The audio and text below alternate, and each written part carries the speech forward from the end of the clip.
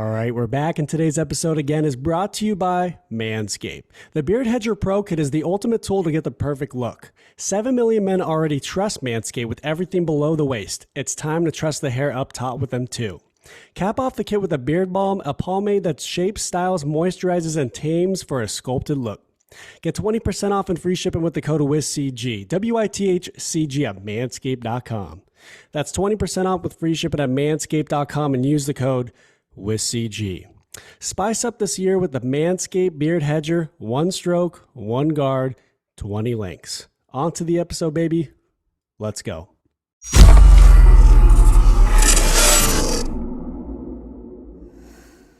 All right, we're back on the podcast, and I've been fired up to have this gentleman on the airways with me today. You may know him from his appearance on season 2 of Netflix's hit reality show called Love is Blind. But most importantly, he has transitioned into a podcaster with his own show called Conversations with Nick Thompson, where he covers mental health and other relatable topics. Nick Thompson. Nick, welcome onto the podcast. Thanks for having me on. How you doing? Doing well, man. Doing well. I'm so stoked to have you on. How you doing? How's things in Chicago? I'm doing all right. Things in Chicago, we're hopefully closing out winter pretty soon here. It's we've had a couple nice days that are teasing us spring's on its way, but by and large, it's always reverting back to winter, at least for the next few weeks. But Yeah, it's all right. Yeah, it's time for some sunshine, I think. We talked about that. Maybe get you out to Cali. Have a little fun. Yeah, I got to get out of here soon because there's not any spring in sight according to the weather. Yeah, right. So, hey, I wanted to get right into it. And man, there's a lot to talk about. I've been very excited to touch on some things with you and to touch on relatable things that other people are going through. The first thing is this. We're going to get into Love is Blind. I think a lot of people have seen the show and they're curious to know your experience with it. But right now, I want to talk about, what you're doing today. And that's with your podcast. You're covering mental health, self-care, and all other things. I'd love to learn more about, why you got into it and what you're doing. Absolutely. That's a great question. I to turn back time, which that Cher song has been stuck in my head for a week. So if we could turn back time, growing up, I grew up Catholic. I grew up in a divorced family. I had all these weird feelings from like 5 or 6 years old that I had no idea what they were. They were, loneliness. They were, I felt secluded often. I didn't really feel connected to people. I sure as heck wasn't connected to myself. And when you're that young, that's a hard thing to do anyway. And so as I grew up, I learned about mental health in high school for the first time. And I realized, throughout that journey in those couple of years that I believed that I suffered from depression. And it's not something I ever really talked about. In fact, as I got older into my 20s, I would hide it. And what I mean by hiding it, and I think, if you've done this, you know what I mean. But if you haven't, when you're feeling extra depressive, when you're feeling sad, or you have a day when you don't want to get out of bed, or some days when you can't get out of bed, or when completing the most mindless task seems like it's the greatest feat in the world, then I would just withdraw. I wouldn't see or talk to people. I would sit in it. I would be unhappy. I would be lost. I'd be lonely.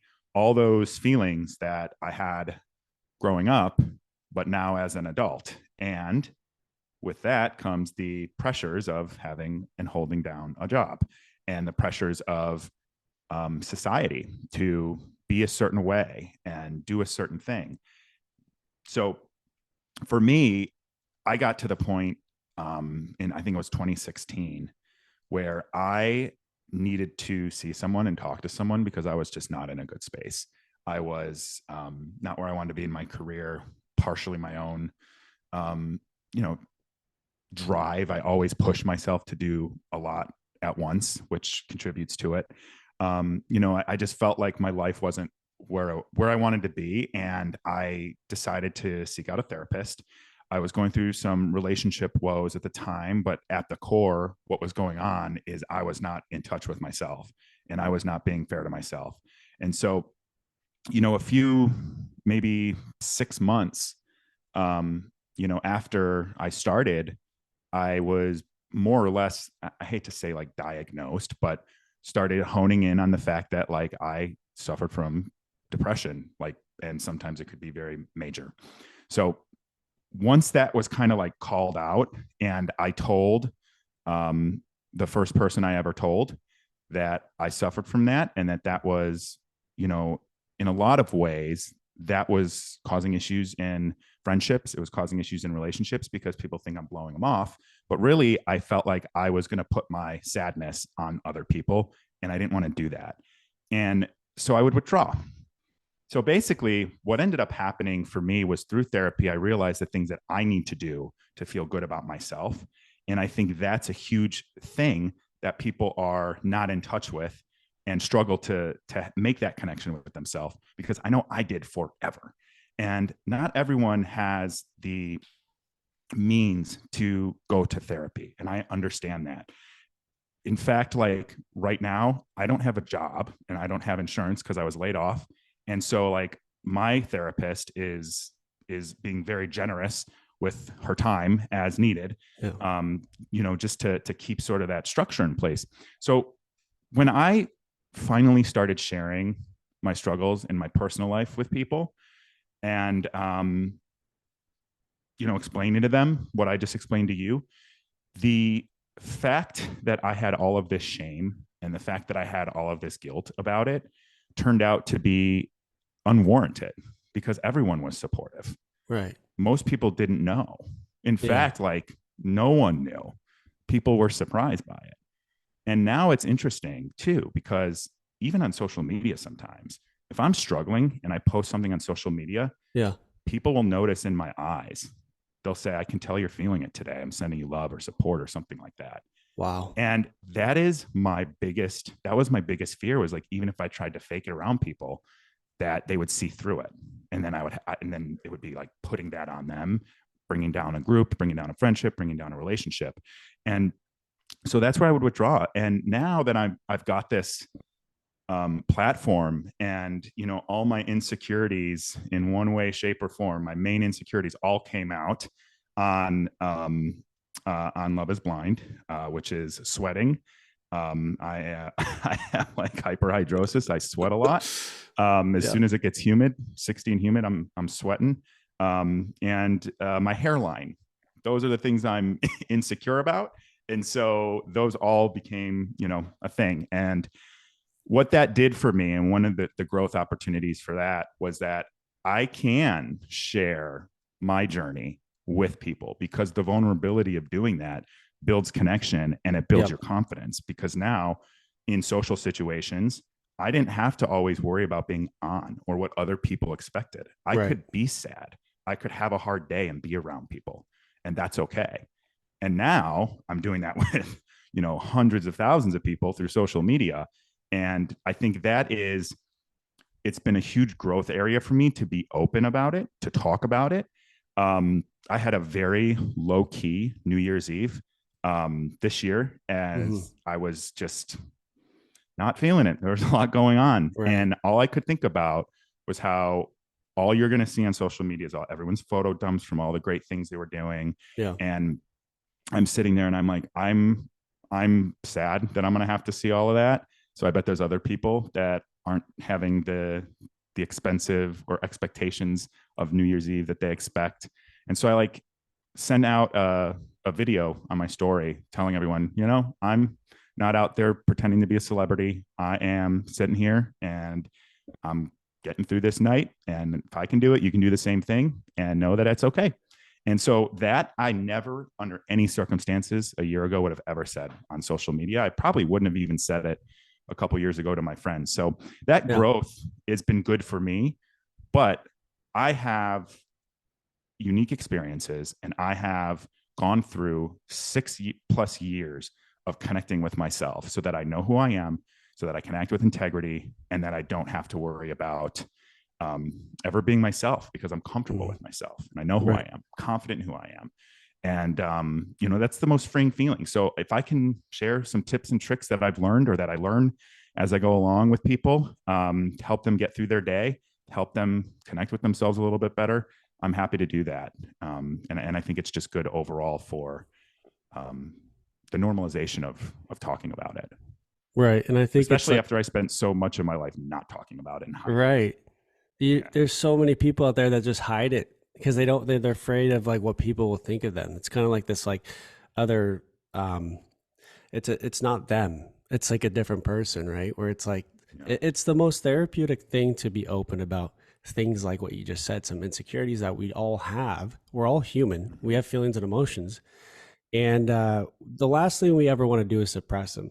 And I think a lot of people go Right. through that. And I think, yeah, therapy is like the best form of just cleansing yourself, being at peace, being content, being present, right, with your own self. And, one thing I want to bring up is with therapy and relationships, I feel that intergenerational trauma can really mold us into who we are, right? And Absolutely. like I said, suppressing your feelings, that's the last thing we want to do. So my question is at what point did your mental health journey switch to more like relationship focused? Sure, that's a good question. I always say to anyone that I um, talk to or have a serious conversation is that it always kind of starts with you, and that's what I didn't know. Like I meandered in my 20s, had a couple long-term relationships, never really, I mean, wonderful people, never really felt they were the one, right? I never really, not, some didn't even have issues, some we had issues, of course, but I take pride in the fact that like I have a um you know no matter how bad it was, I still have a positive relationship with almost every single ex that I've ever had.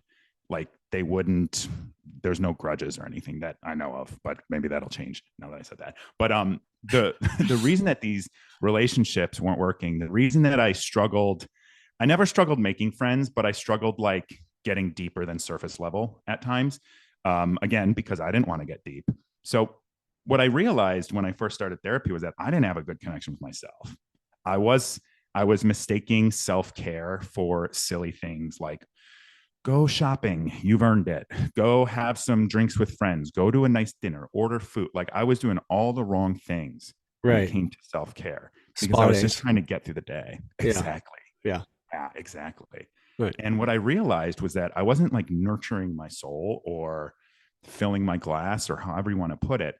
And so once I built that connection with myself, that's when I felt like I was able to be more confident to talk about, mental health, to be more confident in a relationship, to say when I was having a hard day.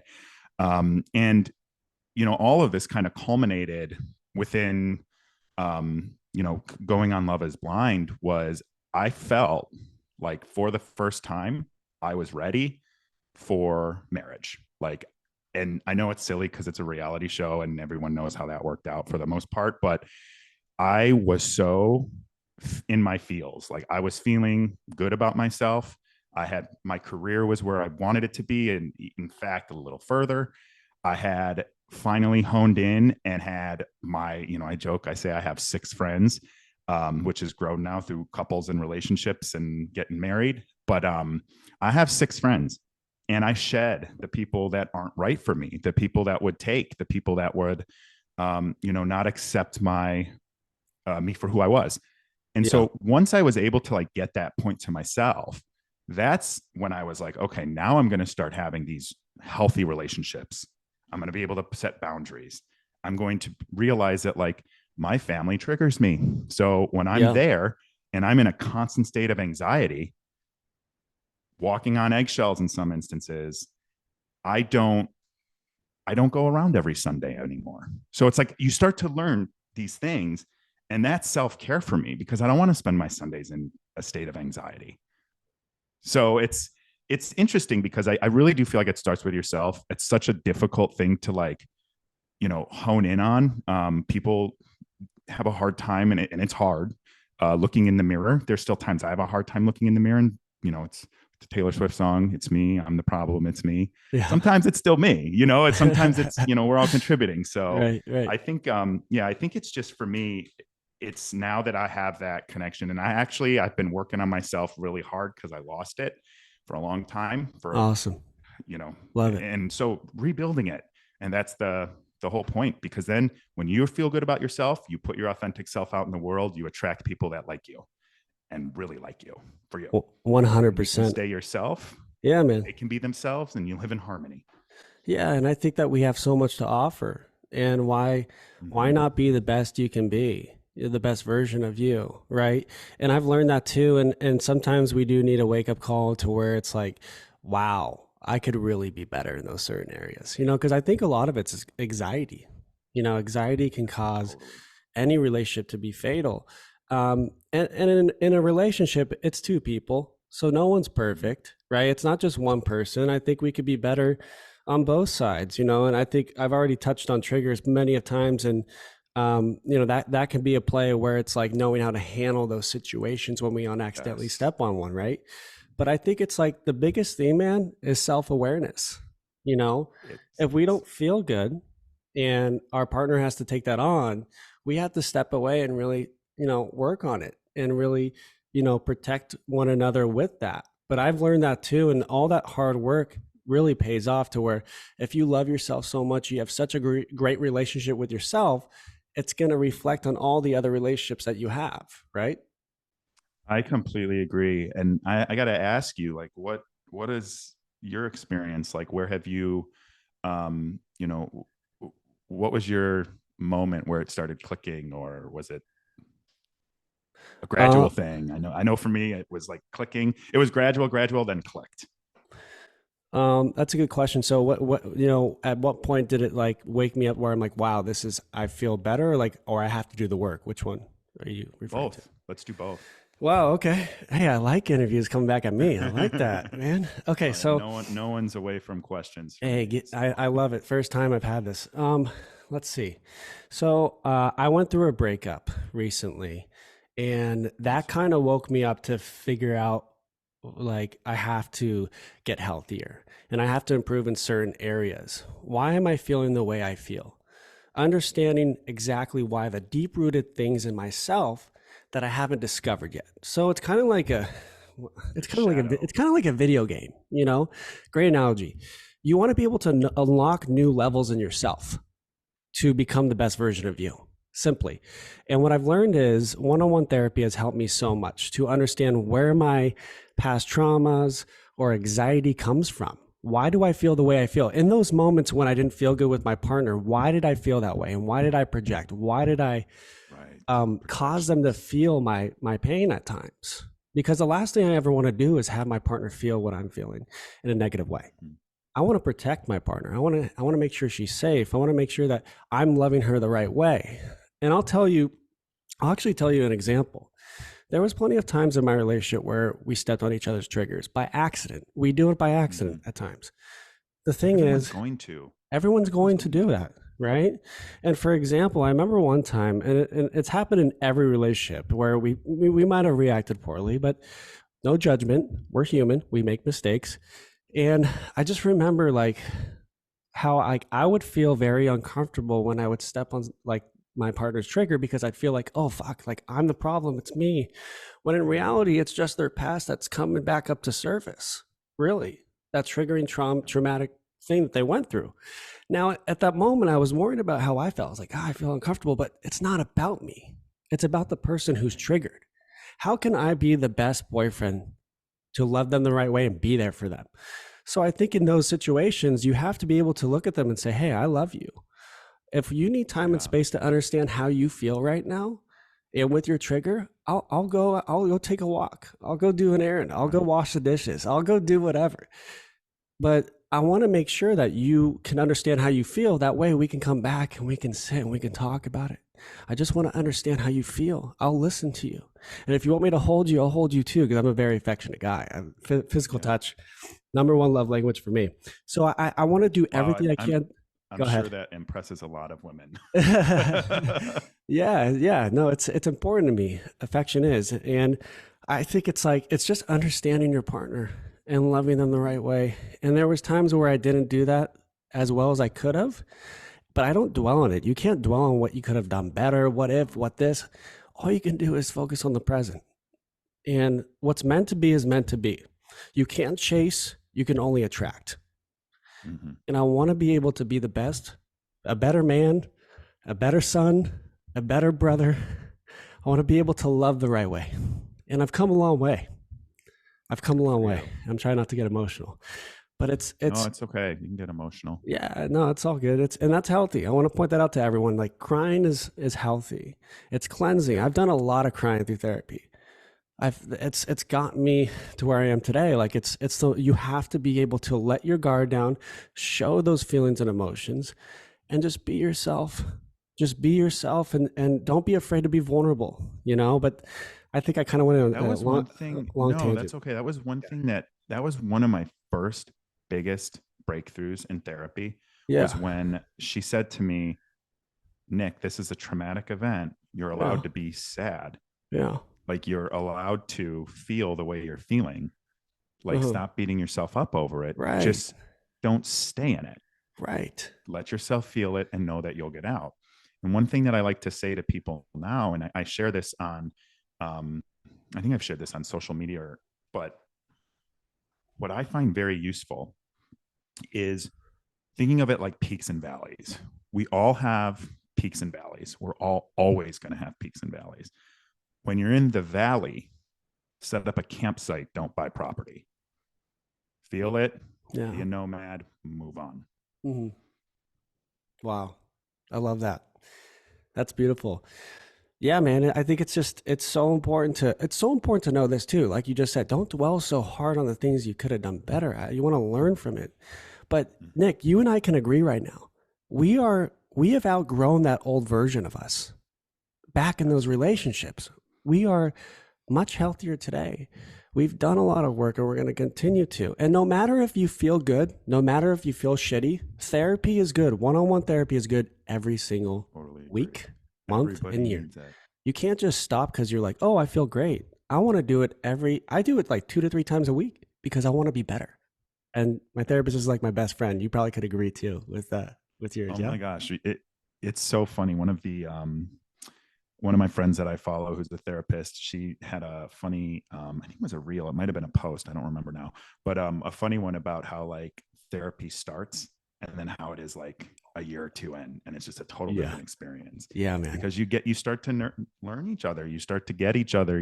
Yeah. You're more comfortable sharing things that Right. maybe you weren't at first. I Right. had to share something on Tuesday with mine that I was stressed about because I spiraled a little bit last week. I had a rough week and I was, just upset with myself and I didn't want to tell her because I was kind of embarrassed. And, I did, and it Yeah. was okay. Good.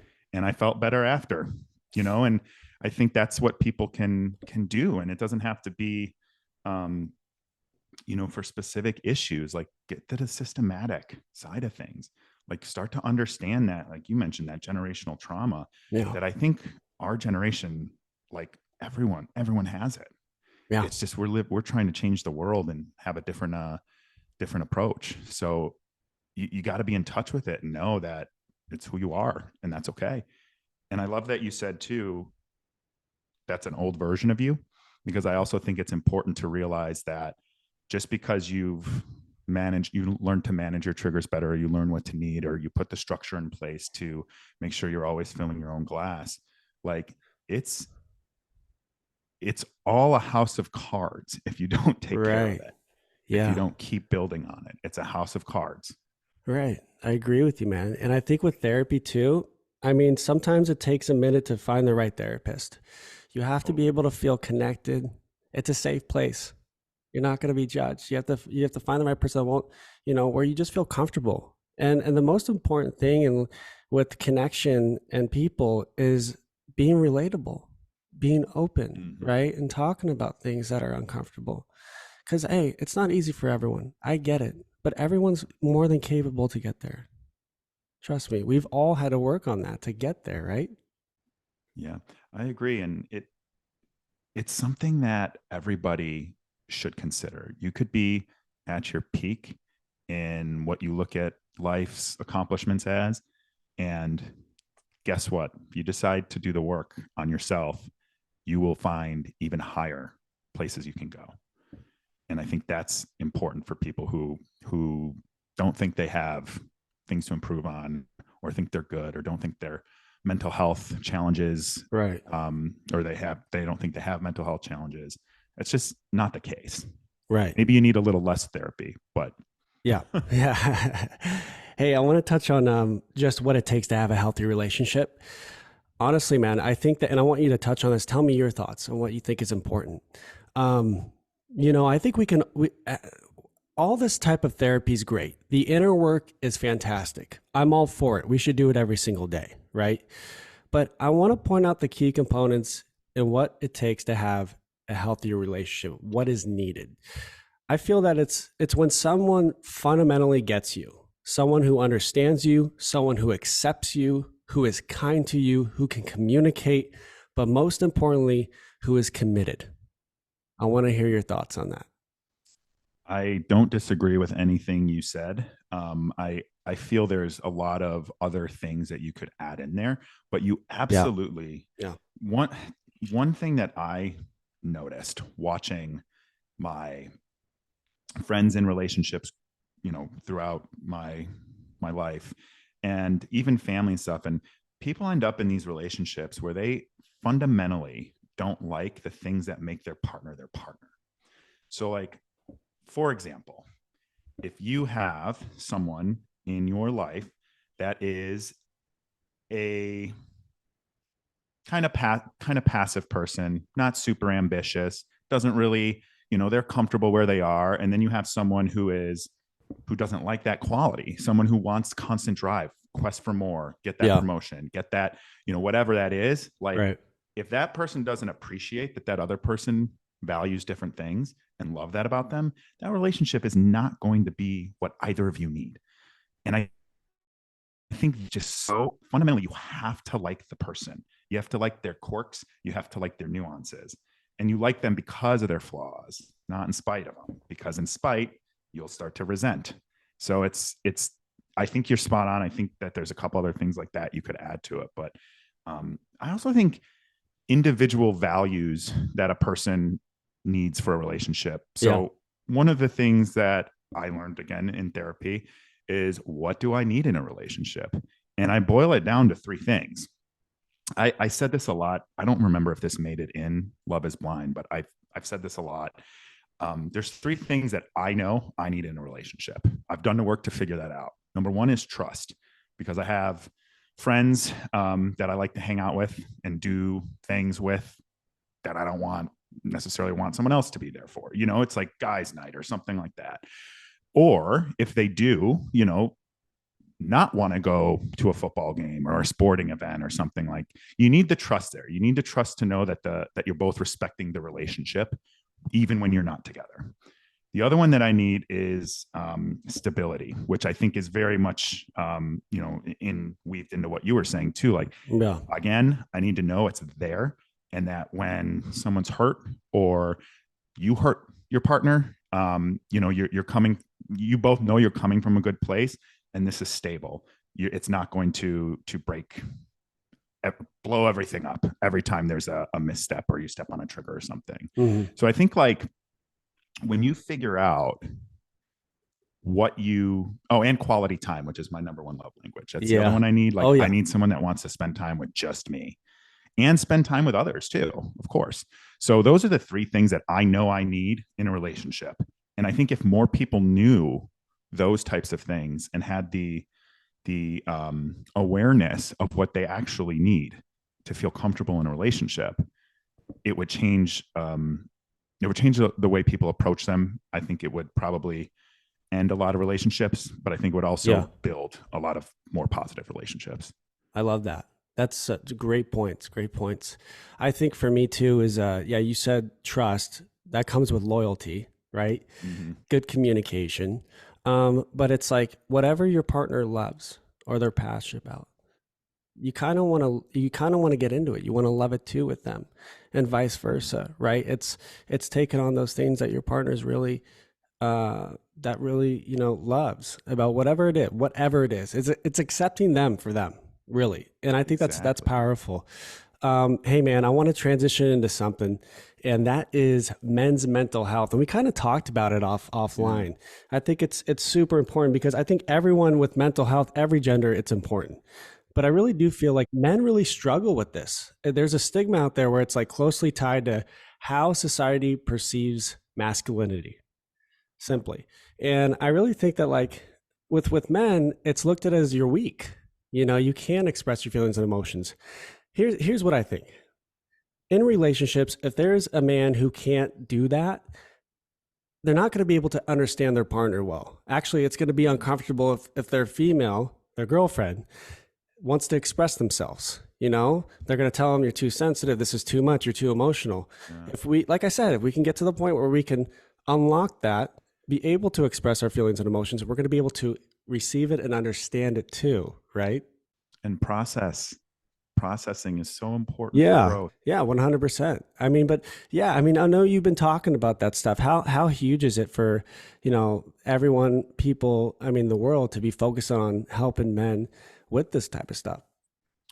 Yeah, I think it's so important. And when I think about some of the stuff I said earlier about growing up and not being able to express it and not feeling like I could cry, and to this day, I still don't want to cry.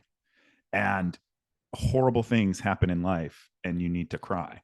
So I think it's there's this weird thing, like you said, and this is I honestly think a lot of generational trauma stems from this idea that men have to be masculine or be a certain way. And that forced them to internalize feelings of despair, grief, hurt, and act tough.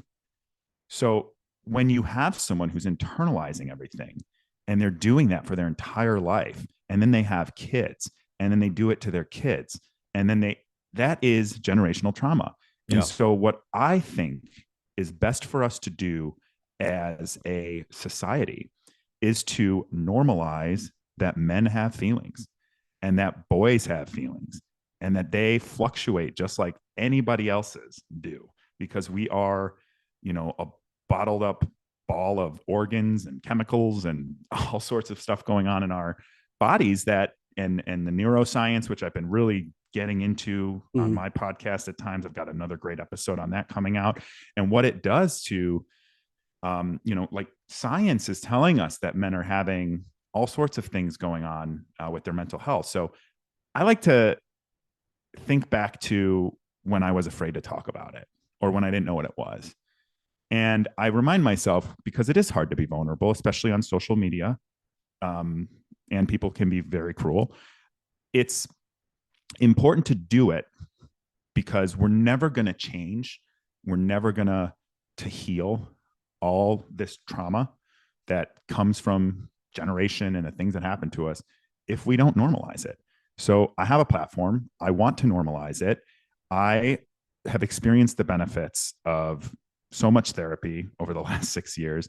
I've experienced the benefits of taking care of myself first, because if you're not taking care of yourself first, no one's putting you first.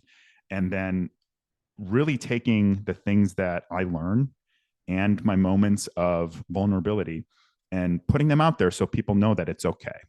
It's Yeah. okay to not be okay, because the more people that do that and the more people that open up, you're going to find another person who you're impacting. And I hear those every day in DMs.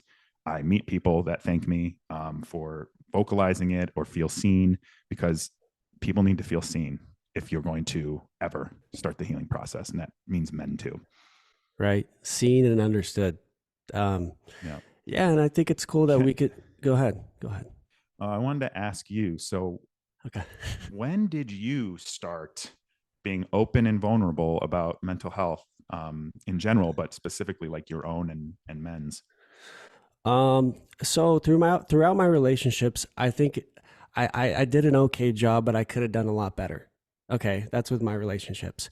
But when I started doing what are you referring to the podcast? Yeah, the podcast, but just Okay. you in general too, kind of having this like, Uh-huh. I'm going to be okay talking about it with friends and family. Yeah, I feel like I've done an okay job um, throughout my life. I feel that I'm doing it way better because I've been working hard on myself. This is like, I've been putting in so much time helping myself get healthy, right? But I think like nowadays, the last couple of months, I've really locked in to where I'm doing it a lot more with family and friends. I'm doing it with all sorts of new people too. Like I go to different facilities and with like cold plunging, yoga, all this other stuff. And these people are, it's cool because we're having these vulnerable conversations and we're open. And I think it's like the more you practice it, it's like learning an instrument, the better you're going to get. And yeah, I think with the podcast, I just want to be an example to where we can do this. You can do Yeah. this. The person who's listening right now, it's okay. No one's going to judge you. And it's the most cleansing thing to do. And I think, Nick, with you and I think you can agree. We just want to be the examples that you can, especially for Yes. men, right? And make it relatable. Like, I try to post a couple videos a week about it. And, they just come to me because it's something I'm reflecting on, or it's something I'm thinking about, or it's something I'm trying to get better at, or it's something I'm trying to remember. And I think just by saying that and getting the amount of messages or the amount of comments where it's like, I needed this today, I relate to it, it makes it relatable. And when you don't feel like you're alone, you're much more comfortable talking about it. That's hopefully what, we're able to do with our shows and our Mm-hmm. platforms, and Yeah. and one person's life is impacted, it's worth it. Yeah. Because I think when you see someone else do it, it kind of it inspires you to be like, Mhm. okay, well, if he can, if she can, I can do it too. So I'm going to try it step by step, Exactly. right? So that's the example we want to be. All right, let's get right into it. We got to talk Love is Blind right now. Man, what an experience for you. I think the concept of the show was actually really good. I actually got to see your season for a bit, season two, and to build an emotional connection through a wall, something no one's used to. But I love the concept because that's like the number one thing for me. That comes first. I can't have a relationship unless I Me too. have that, right? It's not all about physical for me. It's really about the emotional connection. I'd love for you to touch on, the show, your experience with it. Maybe describe the show a little bit if people haven't seen it. I think most of my listeners probably have. What was it like, man? Tell me about it. Yeah. So, thinking back to what I said earlier on how I was ready, I was ready. I had put in the work. I was ready to get married. Dating sucks. And I had not watched the show before. I had heard of it just because everyone was talking about it during COVID, and I didn't really get the concept. And the show reached out to me over LinkedIn to see if I was interested in starting the casting process. So I didn't apply. I didn't seek it out or anything. So I watched the show and I was like, this actually takes my main critiques of dating and removes them from the equation. So I'm going through this season, I'm watching it and I'm like, okay, yeah, maybe I'll try this out. I'll go through this process and see if it happens. Um, so when you get there and they go through extreme lengths to make sure you have no freaking idea what anyone looks like on the other side. Yeah. So bathroom breaks coordinated with someone on the other side going. And by the way, the bathrooms weren't even near each other, but it was just no chance Yeah. you see anyone. Um, so So were they I they were like knew, escorting people like, yeah, okay, she goes first, he goes there. yeah, Like, was it this behind curtain that's, type of thing? it was, it totally was. And That's I awesome. drink a ton of water Oh and I go god. to the bathroom a lot because of that. So I was just like, it's time again, time They again. they assign someone to you. Someone get Nick an escort right now. He's gonna be going to the bathroom every fucking 10 minutes. Exactly. Yeah, that's exactly how it was. That's exactly how it was. So Yeah. the thing that I liked about it was, again, I felt confident in myself. If I wasn't confident in myself, stupid young Nick in his 20s probably would have done it for all the wrong reasons. But, Nick in his 30s was aware that, like, if you don't go into this being yourself, you could really screw yourself, other people, and that would be really bad. And one of my things is like I try to do no harm and hurt other people, which is a learned trait, by the way, that sometimes is still hard. But I knew that if I had to just talk to someone, I would build a connection or not build a connection if there wasn't one to be built. So I kind of knew that going in. And then as I was going through the first day, you do speed dating basically for 7 minutes, all the men, all the women. Um, I had some minor connections, very superficial. I remember when I did finally get to Danielle, I remember it was just totally different. The vibe in the room was different. Her voice was like connected with me. Yeah. It was just different. And at that point, I remember I was thinking, I'm like, man, I can't believe I thought this was a good idea. I'm like, I'm going to be ready to go home at the end of day one. And then that was that. And, the rest is history. But that connection was so fast because, and despite, everything that happened, like that connection is there. It's always going to be there. But what I was mostly seeing in the other realm with other people was that people were more concerned about getting like locked in with someone and less concerned about like being themselves and if there isn't a connection, being okay with that.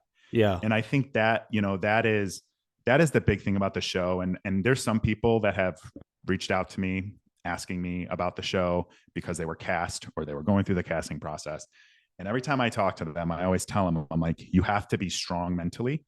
You also have to be willing to be yourself and not do anything that you wouldn't do in real life or that you would regret later.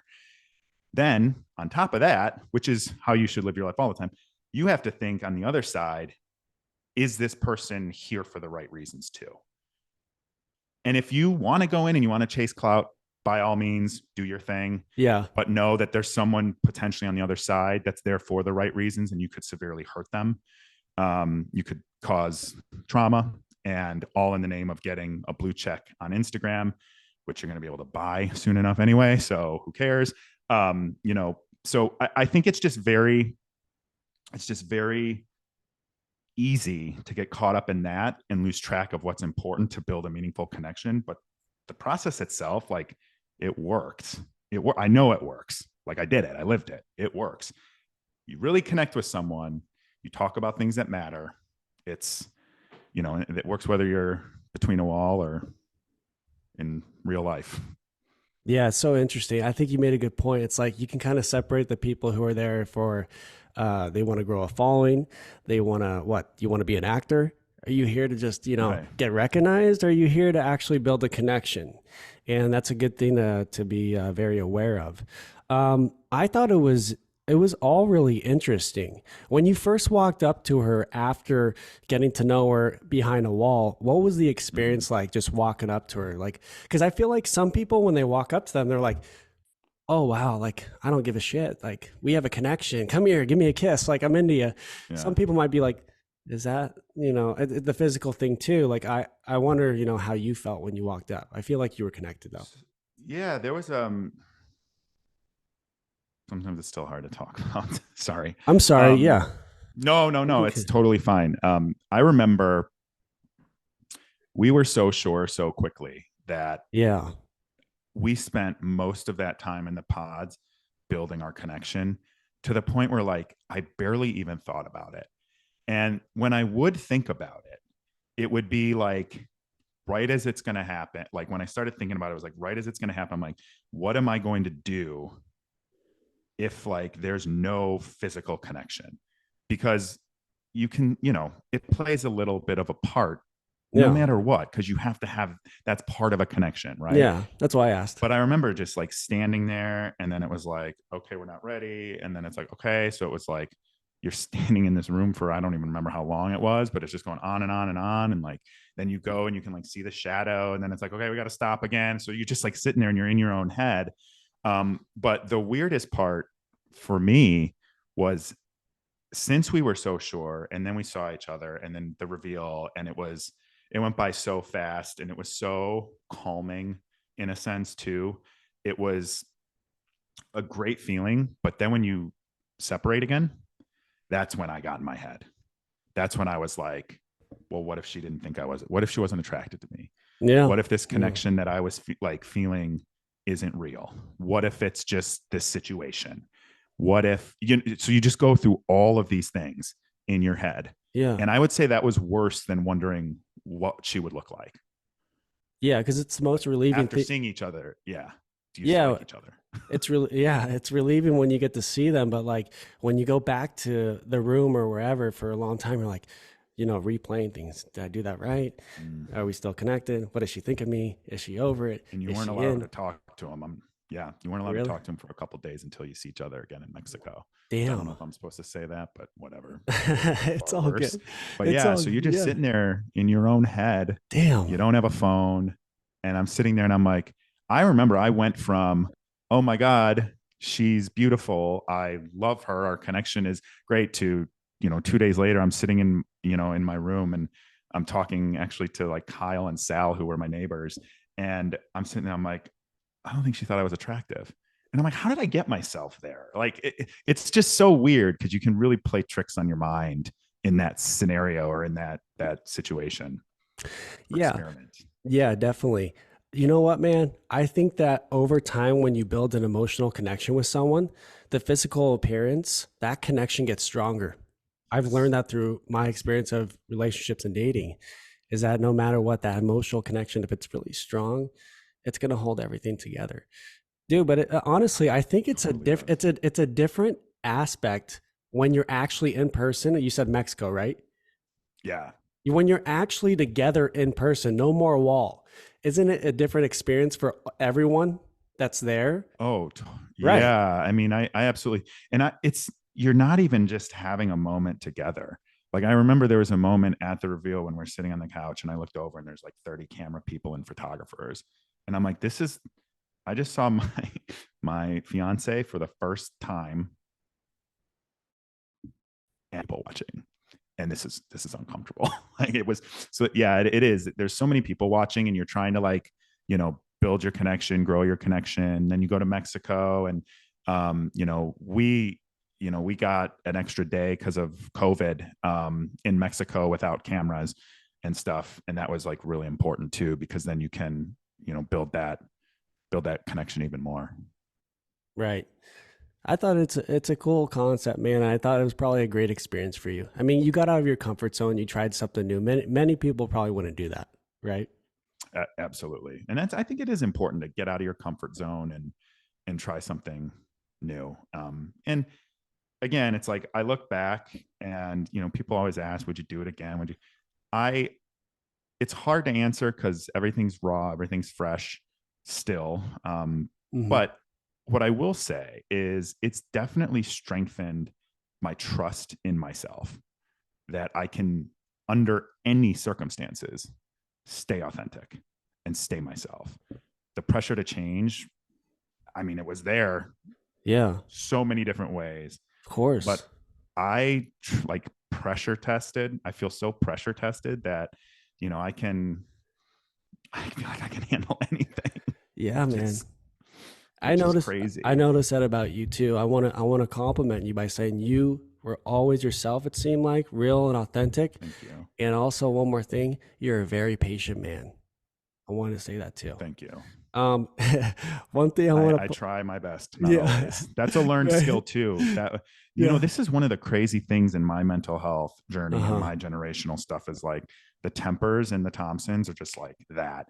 And, when I started pulling away, like I said, and I started spending more time with real self-care of like going on walks, listening to podcasts instead of watching TV, like learning, like things like this to keep myself stimulated.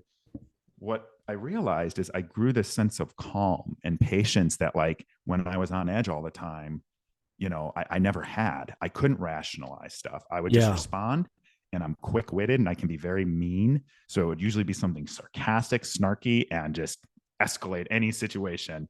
And I learned to just be calm. I learned to be calm Right. and be patient and try to understand people. And, it's part of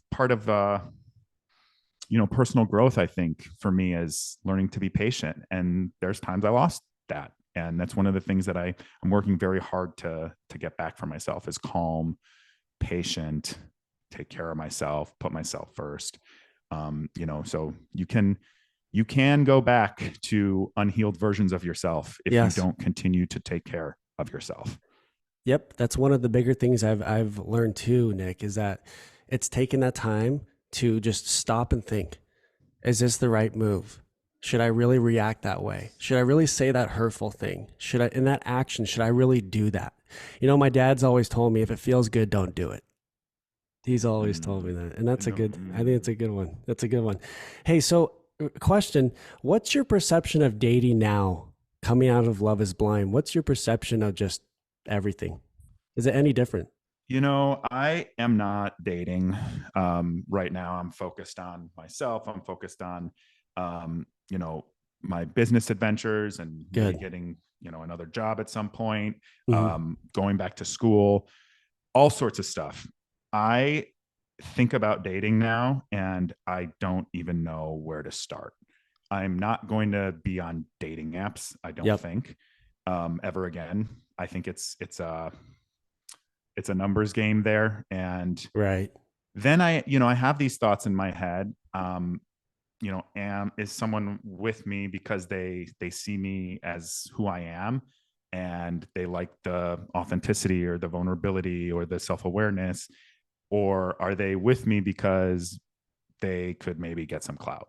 And I don't want to think like that. And I'm pretty sure I would be able to suss that out. But it makes me wonder, like, when I do get back out there, how different is it going to be? I, And th- that's I, kind of scary. yeah, I Plus understand that. the divorce, and there's stigma Yeah. around divorce, and I have guilt about it myself, and I'm healing from it and all of that stuff too. So it's like another layer, but it is a very strange like feels that I have about it right now, where I'm not really sure.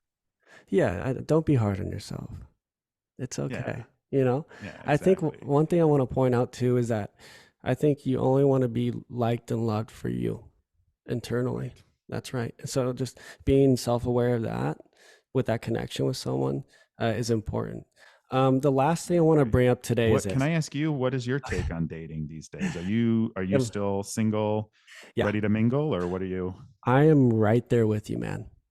The best relationship I have right now is with myself. Mm, I've been taking care of myself. I'm not in the position to want to go out and search for it, look for it, and yeah. I'm not ever going to really force it anyway. I want to attract it. I want it to be able to land on my lap. But I think right now it's just my relationship with myself, and I'm very content with that and happy.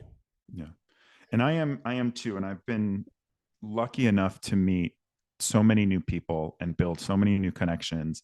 And I have attracted new friends that are here because they know that I was myself on the show, and that they thought I was, you know, worthy of being friends with and stuff like that. So I think those connections too are so important to make, so that you're attracting the right kind of people, for friends, your family members that are the right kind of people to spend more time with, and then of course ultimately a significant other.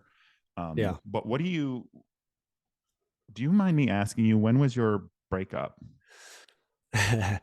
um, You can no, say no no, no, no, comment. no, no, no, no, no, no. I'm an open book. Um, the break started around Thanksgiving, and the breakup Okay. happened mid-December. So So you're it's like fresh too. I'm very fresh right now. Yes. Um, Yeah, I'm yeah. sorry. Oh, don't apologize. It's okay. It's life. I've what I can tell you is this is what I can say. I've done everything right for myself, and I've done everything right for that relationship. Coming out of the break and breakup, I don't regret anything.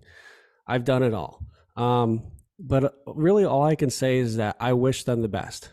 I still have love for that person, and I just want to see her happy. She can, if she ends up finding someone else, great. I leave with compassion and love, and yeah, you want to leave on a good note, even if there might be some anger or um, you know, people with breakups, it sometimes is tough when you come out of it. But I like to leave on a positive note, and Yeah, it's been great. Just the healing Yeah. journey for myself has been a very positive thing. Yeah. I'm glad to hear you say that. I think I can't remember if it was on TikTok, but I did put a little thing about that I think is important that you said, like, if they hurt you, even if you hurt them, because it's a two-way street, don't spend time wishing them any hurt. Wish them healing, wish Yeah. them well, Hmm. and that will come back to you. And that's Yeah. so Yeah. hard to Oh, do yeah. when you're hurting. But when you're not hurting anymore and you've healed, you'll look back on it and you'll be like, oh, wow, I led with my values. I had integrity or whatever that was. And that's the other thing. Like, I look at the last, Yeah. year and a half, 2 years since the show, and there's things I regret, right? There's things that I like, I wish I, said something different here, or, listened better here. Of course, there's those little things, but like, I've never had to like delete a post or a comment, or, well, I've deleted comments from trolls, but like, I've never had to like step back on anything that I've said, because it's just me. I'm just putting myself out there. And that's the thing, is like, you can still apologize and fuck up. Oh, sorry. You can still, I hope you You're cut allowed that to. if You're allowed to say fuck on okay. it. It's fine. You never know. And people started asking me on mine. So I'm like, oh, geez, Yeah. I better start asking. Hmm. But, so yeah, if you just put yourself out there, you won't have to worry about acting out of character. And then you Yeah. don't have that regret. I think it's like you go back to the whole thing of like being positive and all that coming out of a breakup, maybe. I think it's like you have to remember that with people's emotions and feelings, you have to separate that with yourself. Mm-hmm. And That's a great yeah, point. yeah, man, I think it's awesome. And thank you for the questions today. I mean, I didn't expect it. I love it. I love it. It's Well, awesome. no, I mean, it's a two-way street. Yeah, dude, this is great. Well, you are a podcaster after all. So, the last thing I want to bring up today, you actually did bring it up. It's integrity.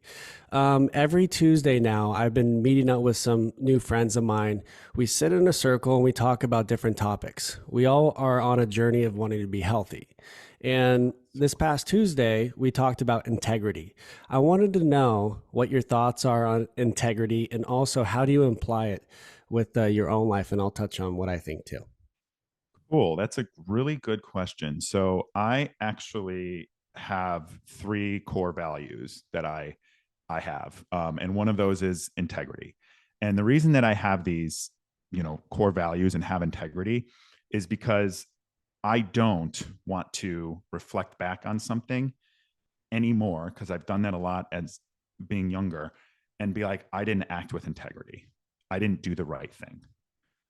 And I may sometimes not do the right thing or say the right thing. That's still going to happen, but my intentions and integrity are still intact because my intentions were good. So I think, like, when you act with integrity, you don't have the same regret.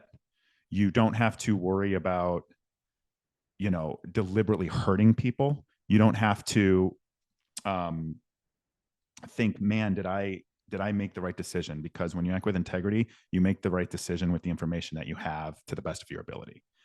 And that, to me, is if more people acted with integrity, I think we would have a much better society. I think we would have much better relationships with each other. And I Yeah, think we'd even have a better relationship with ourselves. 100%. You said it perfectly. You covered it all right there. I What are love your, it. your Hey, thoughts?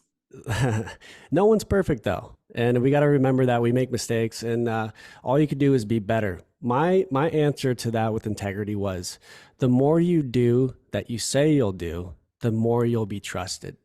So it's important Yes, to pull that's through with great. family, friends, and a relationship you're in with what you say you do. And I Mhm. want to live by that every day, and I am. And it's important to be self-aware of all That is said so much better than my word that. really good. It's No, okay. that's so No, so you true. said it Very right well too. said. Thank you, Ben. Very well said. And what other comments did you get in your group? Now I'm curious. Yeah, I think we were kind of all aligned on the same thing I just said. It's like, Good. but you can't be hard on yourself if you can't, like, there's a difference.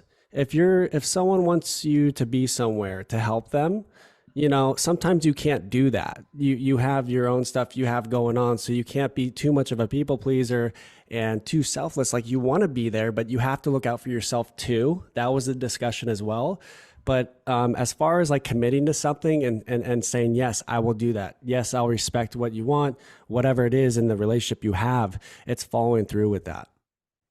I love that. That's totally true. And I like the way you say it too. It's like you follow through on your word. Like, just you follow through on your word. Right. If you're going to do something, you do it. If you say you're going to do something, Yeah. do it, or do it to the best of your ability, or give it Right. your best shot. And yeah, I mean, I love that. I wish I could get my friends to sit around and talk about stuff like that. Well, maybe just bring it up to one or two, and say, "Hey, let's come over and let's have dinner. Let's talk about certain things. Why not? Just propose it, man." I had a guest on my podcast a couple weeks ago, and she was telling me how she will like randomly text her daughters and say something like, what's the best thing that happened to you today? And I was like, I love that. I sent it to my group chat, crickets, and then they just started talking about sports. Hey, so it's for some people. It's for some Yeah, people, and exactly. the good thing is you are aware that you want to be healthier each and every day. Not it's not a knock on your friends, but it's just you wanting to be connected and to be better each and every day, right? Totally. And they do too. They just do their Yeah, own yeah, yeah, yeah. things. Yeah, Yes. they're into other things they're passionate about.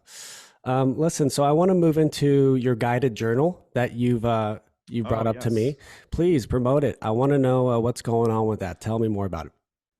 So, yeah, I had this idea that I was going to start journaling when I was going through a very public divorce that was very hard um, to do. And then I got laid off from my job.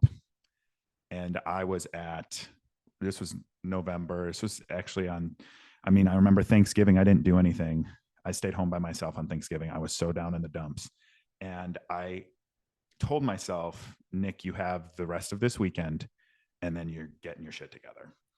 And so I started journaling, three things every day that I was grateful for, setting intentions, because I had decided I was going to explore schooling options after getting laid off. And I was going to give myself to the end of the year before I started like really making moves, to just give myself some grace, let myself heal, get in touch with myself. So I started the gratitude journaling, started setting intentions, and I was writing these things down. And I noticed like my to-do lists were just getting crossed off quicker, more efficiently. I I explored a bunch of master's degree programs, and I just started like getting in the groove, all because I was talking about what am I grateful for, what's the best thing that happened to me today, what's my intention for today. And I just started journaling this every day, reflecting on the day before, and then setting the intention for the day and what am I grateful Yeah. for. No. And so I started writing a little bit about it on social media. And a friend, Sarah, well, social media friend from, a follower in the community, was like, you should write all of these things down and publish a journal. And so that's what I decided to do. So I went through this, I slipped up a little the last 2 weeks, but I'm getting back into it this week. Every day I'm journaling.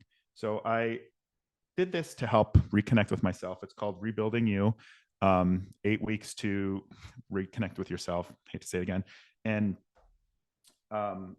it starts off with actually identifying your core values. And I talk about mine in there, which is very, personal in a sense. Like I don't, get into too much, but I say like why it's important to me. So it's like, why is integrity important to me? Is integrity important to you? Why is authenticity important to me? Is it important to you? To really get you thinking about what is the most important three values that you have. And then you start off by identifying those through the exercise. And then I just duplicated for, 60 days the way that I was taking care of myself through journaling. And I just documented it in there.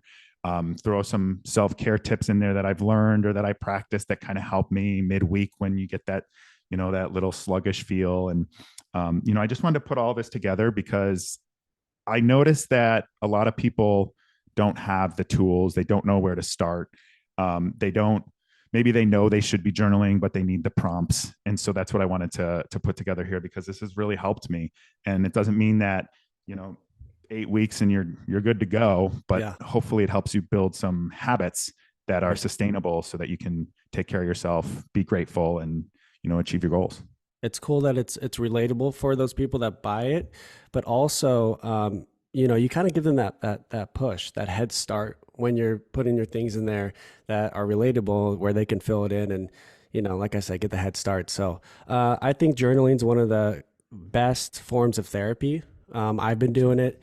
It's great to put everything on paper of how you're feeling. It's therapeutic, man. So awesome that you Yeah. did that. Another thing I want you to do is shout Encourage out. everyone to journal. Yeah. Yeah, man. Journal, Yeah. you know, buy this if you want, journal yourself. If you need the prompts, you can get them anywhere and it will help you connect with yourself. So can they find it on Amazon? Where can they get that? Yeah. So you can find this on Amazon. It's called, again, Rebuilding You.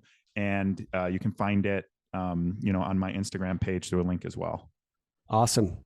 Well, shout out your Instagram, but also shout out where people can find your podcast as well and other things that you're promoting.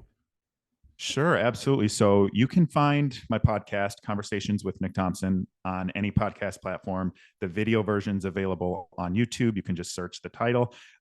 We talk about mental health, removing stigmas around things like self-care, mental health, news and politics, which people get all up in arms about. But hey, guess what? I'm not changing. This is who I am. And you can give it a listen. Let me know what you think. I'm always trying to improve the show and have guests on that people are interested in hearing from. And then you can find me on Instagram at nthompson513. You can also search Nick Thompson. I think I might be the first one that shows up or second one that shows up. You can find me on TikTok. If you look, I'm getting into it a little bit more. I'm trying to post more self-care stuff in there too. And then you can find me at my website at engagewithnick.com. Which is where I post some blogs, and I run a small coaching business that I recently started. So if that's of interest to you as well, you can find more information on engagewithnick.com. That's awesome. I love all that. And also, if you haven't seen season 2 of Love is Blind on Netflix, make sure to tune in and see Nick on there. Coming down to the end right here, I just want to say this. You've gained a big following after Love is Blind, and you could be doing anything with that following, anything else than what you're doing. But what you're doing is you're focusing on mental health, helping people, and self-care and other things. And I think that's so inspiring to me, man. You know, you're just trying to help people with the people that follow you. And I think that's so cool. That's so awesome. So, hey, today I felt like we connected well. And it was cool to be relatable with you, where we just opened up and talked about certain things. And like I said, I think it inspires people to do the same when they share their feelings and emotions with their family, their friends, and others, maybe in their relationships. That's all we want to do is just help. So thanks, man. And keep going, dude. You're doing a great job. Yeah, thank you for saying that. I appreciate it. You know, it's funny because every time there's a day where I'm like, what am I doing? Or I don't think I can do this today, I always have someone send me a message saying I helped them. And I get so much inner peace from helping people. So Yeah, I appreciate you saying that and recognizing that. of course. And hey, when you're ready to come out to Cali, you know who Oh to yeah, shout out, you know I'm who to connect with. ready to come out. Let's go. I got plenty of sunshine out here for you. Yeah, So, I'd all love right, it. man. Well, let's stay connected Cool. and really enjoy the conversation. Means a lot. Yeah, thank you. I appreciate you having me on.